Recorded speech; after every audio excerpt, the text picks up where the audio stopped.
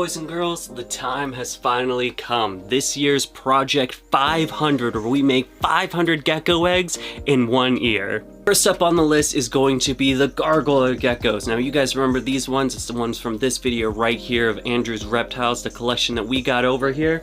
Now is the time that we are going to pair about 20 of them and kick off this breeding season. I do want to say real quick, this won't be all of the Gargoyle Geckos. Now me and Andrew do things a little bit differently. His season starts right about now, actually a week ago, whereas mine usually starts in January. I just happen to pair my cresteds and gargoyles at the same time, so we're going to keep Andrew's season pairing his right now and then mine later in January when the time comes. Personally, we're already a little bit behind schedule. I was really hoping to get the rat system finished for all of these guys before I started pairing the gargoyles. However, there have been some delays and I just can't delay any longer. We're already missing some clutches, or we're about to miss one clutch if I don't pair now. Time's a little bit of the essence, so we're just going to go ahead and pair, and I'm going to have to put them in the rack system when that time comes. But to be honest, this is going to be it's going to be a little bit crazy. I'm super excited for this. Now, after talking to Andrew, going a little bit back and forth, we know of 3 confirmed pairs that do the best, and so I'm going to follow it with this year as well, doing those 3 pairs, but the rest of them are just going to be some experimentation. He has a lot of new males that just grew up for this season that are ready,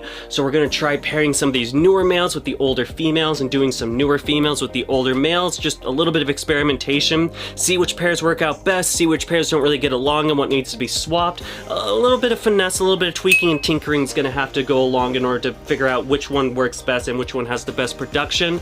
But yeah, with that all being said, let's get this thing started. We got the 3 confirmed pairs that we're going to do right now, and then we're just gonna look around, look at a couple of males, look at a couple of females, and see which really one would look like it's going to make the best pair. First pairing to start off our 2024 breeding season is going to be this right here. This is going to be Gummy Goo to Lovely. Just remember, I didn't name these geckos. Andrew named these Gargoyle Geckos. I'm not going to rename because it would confuse stuff, so we're going to keep all the names, but keep that in mind for this video. I didn't name any of these. It's going to be a great solid orange stripe male, with the female being a pretty much of a broken orange stripe male. Great orange, guys. Great creamy base. Let's get the first pair going. Boys and girls, and there you got it. We've got the male going on right here, and then the female right here. We're introducing the first gargoyle pairing into Project 500. Very exciting. However, we still have a lot to do. Let's move on. Next up on the list is going to be probably what my favorite pairing is going to be, and that's going to be Kegstand to Muma. 2 really nice red animals. Muma being a red striped female, a pretty bold red striped female if I say so myself, and then Kegstand being a red-based red striped male. There is a little bit of a sad story between Kegstand, and this is kind of going to be what I'd like to call our miracle pairing. Now, unfortunately, last season for Andrew, Kegstand did prolapse, and after trying so many things, because Andrew cares so much about his reptiles, he actually went in with Kegstand to the vet and had surgery on him to help fix that prolapse. With that surgery in mind, unfortunately, they had to take 1. You know, geckos have 2. They took 1. So technically, he still has it, just half of them. So let's see what happens. This is going to be something we're going to try out, and if it just doesn't seem to get the job done, if we see that she's still laying in fertile clutches after being placed with Kegstand, we're unfortunately going to have to retire this male, which is such going to be a big bummer with how beautiful he is. He will have to be retiring. We'll have to swap out with another male, but let's all have some fingers crossed with this pairing. I mean, these would make some absolutely beautiful babies to have for years to come. Maybe with just still having 1, maybe he can still get the job done. There's only one way to find out. This is going to be the pairing that we have fingers crossed for some miracle red-based, bold, red-striped gargoyle babies. Here we go, pairing number 2. You see just how absolutely amazing Kegstand. Oh, Muma right here, a nice bold red stripe. Let's see if I can get her to, yeah, just look at all of that red, man. Absolutely beautiful. These things are not staying the way I want them to. Fully gonna be my favorite pairing. I mean, that bold red-based red stripe to those bold stripes, man. This is gonna be some awesome babies. Fingers crossed they can get the job done. The last one of Andy's suggestions are going to be this male right here. This is Cream Pop, and it is going to girl right here. Unfortunately in shed, but she is a really nice red striped girl. Pretty cool combination. You know, you get the oranges going on with the red. It really how vibrant he is compared to like how dull she is because of the shed. It's a little bit funny.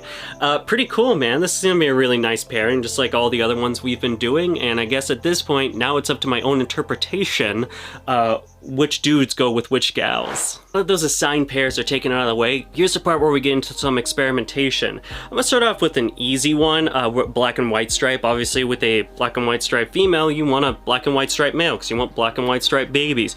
So we're gonna do this male to that female down there, and this will be pairing number 4. That out, the female's nice and fired up right here, so you can see just no color whatsoever, just that black and white stripe going on. And then over here we got the fired down dude. Awesome, this is going to be a really cool pairing. Definitely a little bit different than what I have been doing, that being high color and also stripes, but this one's going to be no color, but still stripes. Let's move on. On the list is going to be a little bit of a different thing again with us. This is going to be an orange blotch pairing. So here we have an orange blotch male that seems like he really does want to jump. He's going to be paired to an orange blotch female. Absolutely awesome. Again, we're going to be doing some really different stuff than we have in the past couple of years. We went from colorful stripes to now black and white stripes to now blotches. Really cool stuff. This next pairing is where we get a little bit more experimental. While the other one's been like pretty much, you know, black and white's going to make nice black and whites, orange and orange blotch is going to make some nice orange blotches.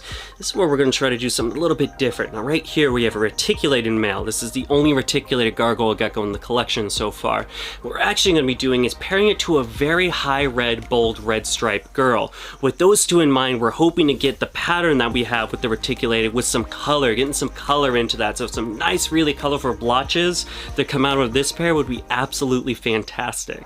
And real quick guys, before we continue on with the video, I just want to give a huge shout out to today's video sponsor, Zen Habitats. Zen Habitats is a company that makes custom-made enclosures for your reptiles. These enclosures come in a variety of different sizes, starting as small as something like a 2x2x2 all the way up to a 4x2x4. But in my opinion, the best part about Zen Habitats is going to be the customability you have. See, with Zen Habitats, they have what they call extension kits, which means this 4x2x4 and this 4x2x4 can be combined and then making a 4x4x4. The possibilities of different sizes are absolutely endless. I guess as long as your parameter is at least 2 feet. But other than that, I mean, you can make them as big as you want to go. You want a 20x10x12, go for it, as long as you get the Zen Habitats. And really, I think the best selling point for Zen Habitats is going to be their fast shipping. Now, when you talk about other PVC companies or companies like Zen Habitats, you're going to be waiting for 6 weeks to, in some cases, 7 months. I've waited for PVC enclosure for 7 months. It's absolutely ridiculous. Not with Zen Habitats. In their in-stock items, you can expect to get that enclosure within the week. What more can I say? Fast shipping, great enclosures at a great price. If you guys want to check out some more information about Zen Habitats, I have my link right down there in the description. Your boy gets a small cutback if you do. I very much appreciate it. Let's get back into the video. Next pairing is going to be pretty cool, man. We got Jubo right here, which seems to be a yellow base and then broken red stripe pattern you can see down the back to Yum Yum. I didn't name these geckos. Him is going to be a really nice bold red stripe, or I think they'd call this super stripe. Not too keen with, oh my gosh. Also seems to be Phantom as well, so it's just a really nice pairing that's going to go together. Hopefully to get some Phantom eyes as well into the babies. This is going to be a really cool pairing. I really like this one. Oh my god. You guys like how the tower gets a little bit bigger each time? Next up on the list is going to be a couple of broken orange stripes pairings. So we have this male right here, which I actually find kind of interesting because you can see like up, especially at the blushing, we have some red, and then at the very, very top of the dorsal, it looks to be red and it kind of bleeds down into some orange. So it's like a combination, which I think is really interesting. But I think would go really good with this guy is going to be a female broken stripe. They both have this really nice creamy base color. I think together they can do really awesome. Hopefully we can get some complete stripes with these guys and then get a little bit more of that color. You see this guy definitely has a little bit more of that red to orange, where this girl has a little bit less. So I think these two are going to complement each other pretty well. But I actually just changed my mind. Looking at what we have left, we actually don't have very many males left, and so I really got to be conscious of which geckos I pair with what, at least with the male side of things. So same male, red blushing, and kind of red down to, you are, yep, that is happening. Oh, don't, oh, okay.